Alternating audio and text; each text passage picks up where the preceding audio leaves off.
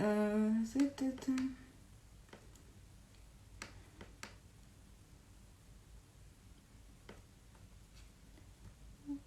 euh, Ouais, j'avais dit blessure du sauveur. Pour la lune noire en poisson, en fait, j'avais dit blessure du sauveur. Donc, ouais, tu me dis, oui, c'est trop ça, je perds des plumes à toujours vouloir aider. Bah, blessure du sauveur.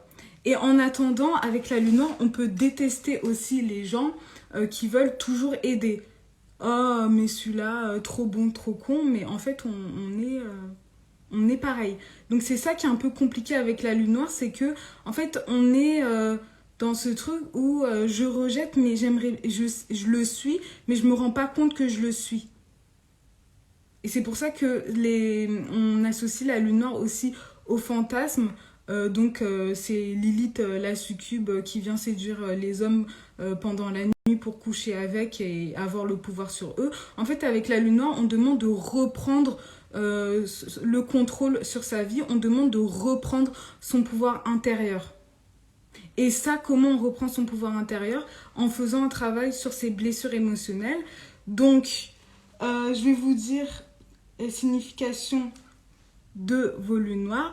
Donc, lune noire en bélier, blessure de l'ego. Lune noire en taureau, blessure de l'estime de soi. Ça, je l'avais déjà dit. Lune noire en gémeaux, blessure du caméléon. Cancer, blessure de l'abandon. Lune noire en lion, blessure de la reconnaissance. Lune noire en vierge, blessure d'infériorité. Lune noire en balance, blessure tout simplement de l'amour de soi et de l'estime de soi, mais aussi de la dépendance affective.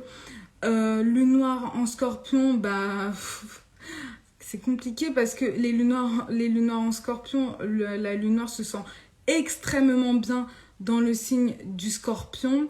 Mais voilà, il y a une blessure par rapport à la sexualité et il y a aussi une blessure par rapport au pouvoir en général parce que Pluton, c'est le pouvoir, le scorpion, c'est le pouvoir et donc forcément, on est en plein dedans.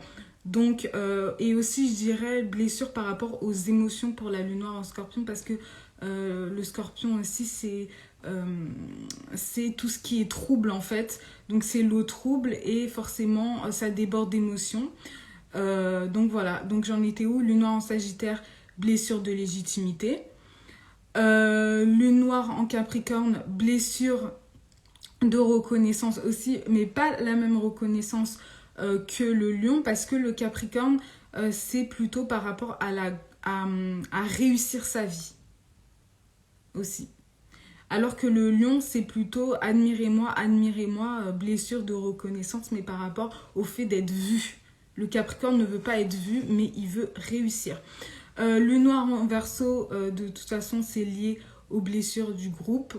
Donc, tout ce qui est amitié, qu'est-ce que j'avais utilisé comme mot? Blessure de l'individualité. Voilà, j'avais dit blessure de l'individualité. Et Capricorne, j'avais utilisé blessure de l'échec. Ouais, donc par rapport à la réussite. Et Poisson, blessure du sauveur. Donc, je pense avoir tout fait. Le noir en verseau, maison 6, bah, du coup, j'ai déjà dit, le noir en verseau, c'est blessure de l'individualité. Et en maison 6, comme on est dans la maison du service, donc ça va, et de tout ce qui est par rapport au travail, aux collègues de travail, donc ta blessure va s'activer, surtout dans le monde du travail, dans ta routine quotidienne, etc. Et aussi quand tu es au service des autres. Donc voilà, quand une lune noire se trouve dans une maison, c'est le lieu où elle va s'activer le plus. Voilà. Donc par exemple, lune noire en maison 4, bah, la blessure va s'activer quand on est dans un cercle familial. Lune noire en maison 2, quand la blessure va s'activer par rapport à quand il y aura peut-être un manque d'argent, etc. On ne sera pas satisfait par rapport à nos finances. Ça peut être aussi par rapport à son corps, parce que la maison 2, c'est le corps. Et ça peut être aussi par rapport à, je dirais, aux possessions, mais plus au niveau de posséder l'autre aussi. On a envie de posséder l'autre quand on a une lune noire en maison 2.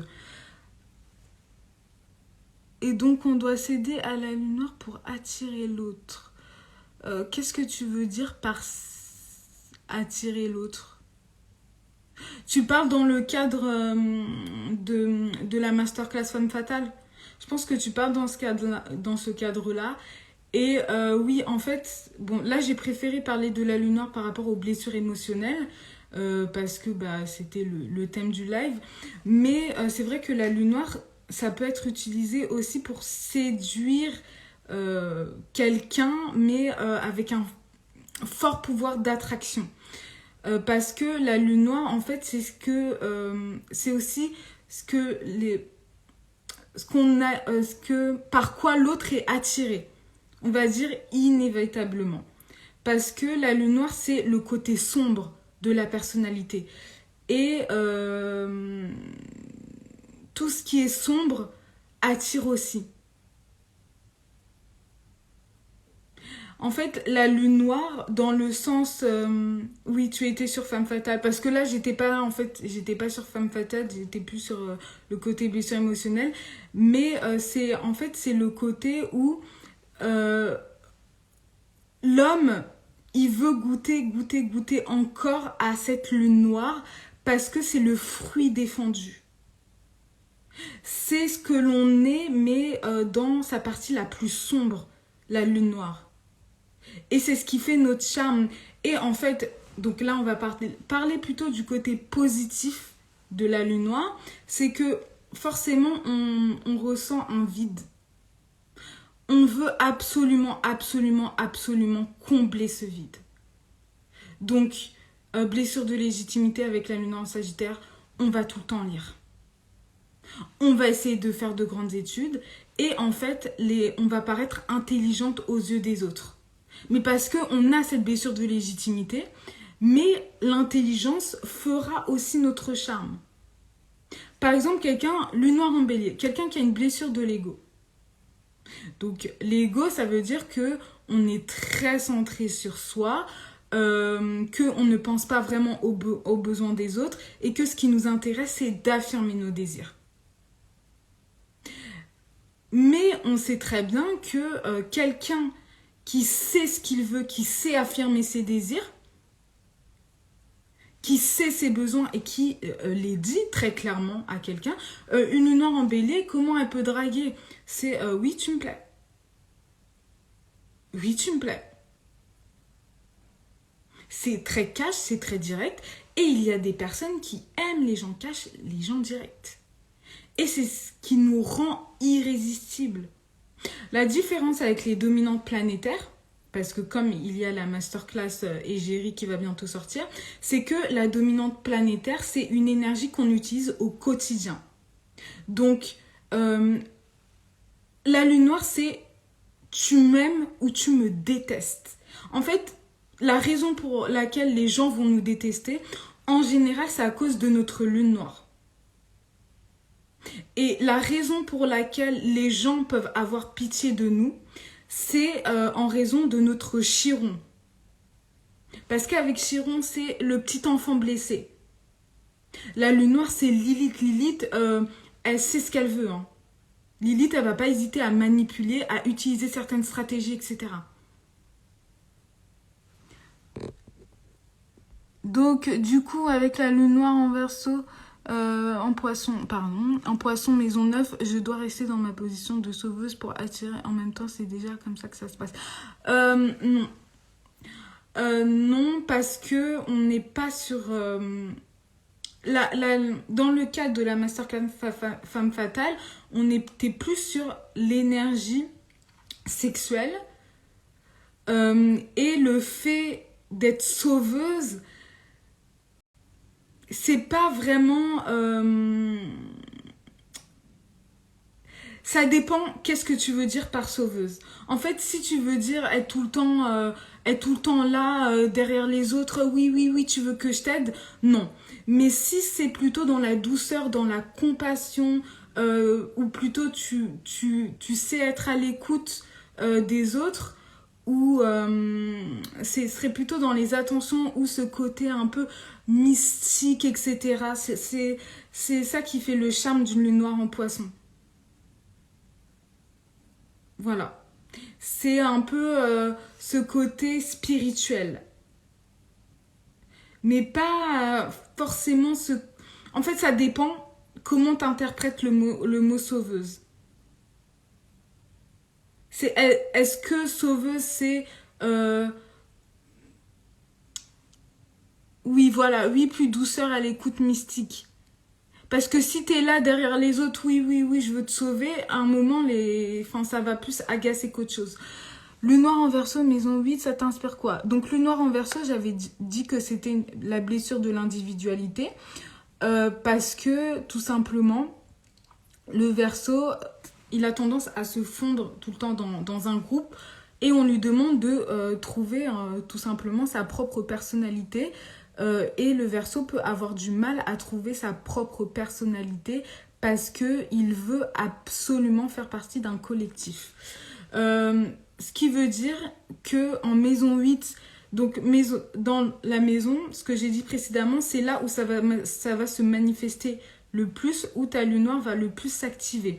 Donc quand c'est en maison 8, donc la maison 8, c'est intéressant parce que c'est aussi les blessures émotionnelles. Donc d'autres formes de blessures émotionnelles, à maison 8, on est plutôt sur tout ce qui est tabou, etc.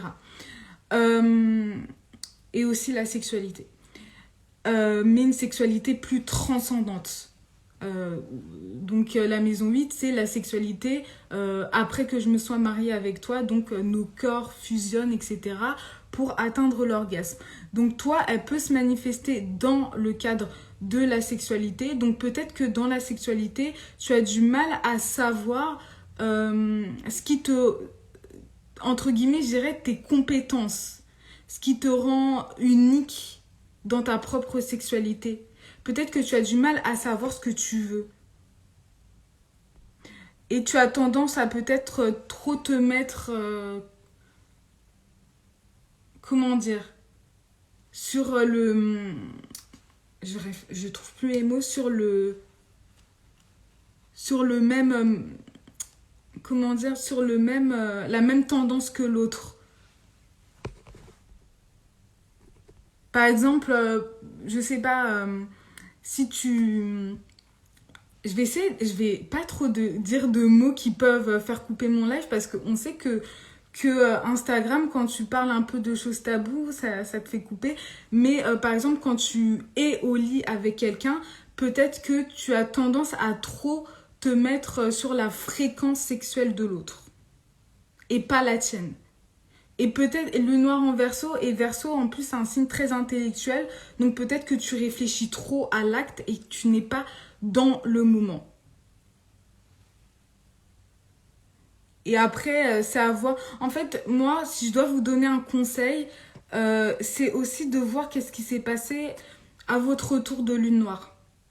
Donc, retour de lune noire, 19 ans et demi. Et sachant qu'en profection annuelle, on est à 19 ans sur la maison 8, qui est aussi les blessures émotionnelles. Donc là, on te demande, Clems Lulu, d'être beaucoup plus individuel au niveau de ta propre sexualité. Et aussi, voilà, de ne pas hésiter à plonger dans tes propres tabous. Ouais, voilà, au diapason, je trouvais pas le mot. Lune noire en verso, en maison 6. Verso, j'ai déjà dit, c'est blessure d'individualité. Il y a pas mal de lune noire en verso. En maison 6, donc on est dans la maison, mais je crois que j'ai déjà répondu, dans la maison du travail, etc. Donc ce sera par rapport à tes collègues de travail. Peut-être que tu auras du mal à t'affirmer individuellement dans le milieu du travail. Hello, une lune noire en cancer, maison 10, donc blessure de l'abandon, mais comment ça se compense? Lune noire en cancer, donc oui, ta blessure de l'abandon. En maison 10, donc on est dans la maison de la réussite, tout simplement. qu'est-ce que je peux faire, quelle histoire je vais écrire et dont je serai fière à la fin de ma vie. La maison 10, ce n'est pas que la carrière professionnelle, c'est quelle histoire je veux écrire pour être fière à la fin de ma vie. Donc c'est la gloire personnelle, la reconnaissance, comment je vais recevoir mes récompenses pour le travail que j'ai aussi accompli. Donc ce qui veut dire que dans ta carrière professionnelle, ouais, on va plutôt... Parce que après, si je parle sur l'histoire de ta vie, ça va être compliqué. Mais peut-être que tu as l'impression de ne pas avoir assez de soutien. Bien sûr, mais ça se compense. Mais comment ça se compense? Ça ne se compense pas. Ça ne se compense pas dans le sens où il n'y a pas... C'est un travail. C'est un travail intérieur à faire. C'est un travail intérieur à faire. Savoir d'où ça provient. Donc, si tu as plus de 19 ans, donc je ne sais pas, je te conseille de regarder qu'est-ce qui s'est passé à tes 19 ans.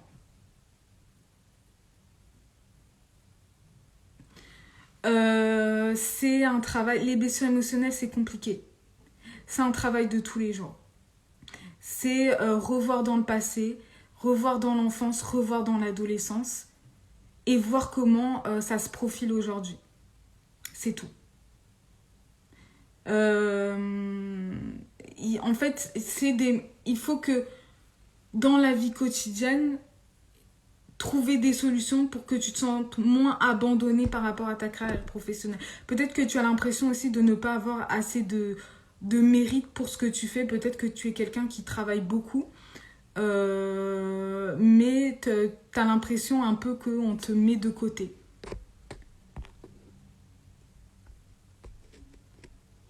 À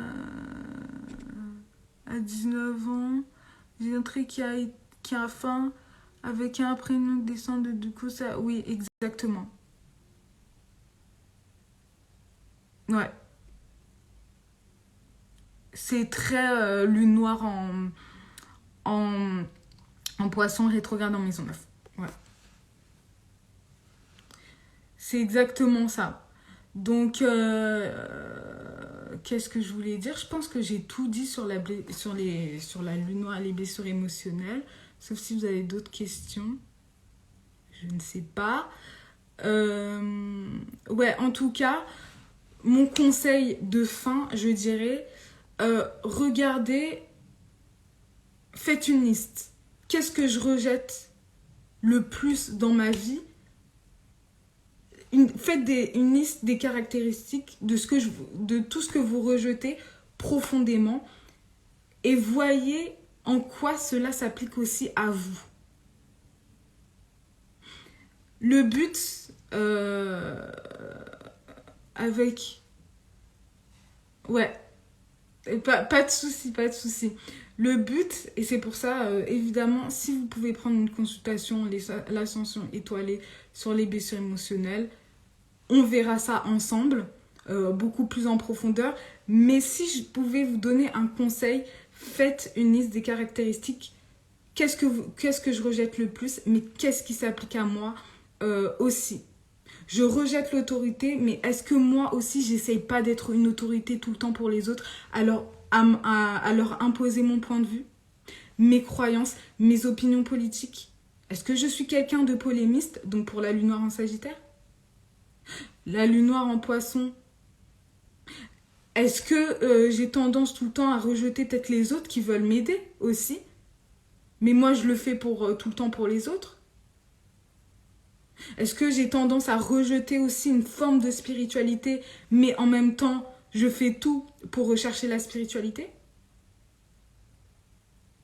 Lune noire en Verseau, est-ce que j'ai tendance à rejeter les gens que je considère individuels, mais en même temps, je sais que j'aimerais être quelqu'un d'un peu plus individualiste?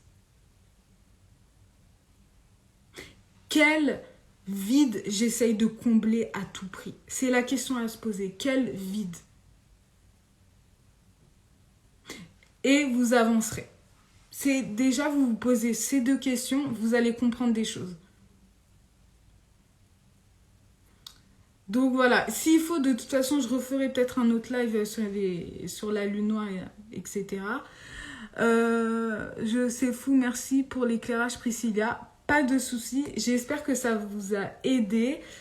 Voilà, c'était un petit live improviste instantané. C'est vrai que j'ai pas du tout l'habitude de prévoir, de faire des lives, etc. Ça dépend de mon humeur, en fait, j'ai envie de dire. Mais on n'oublie pas la masterclass égérie.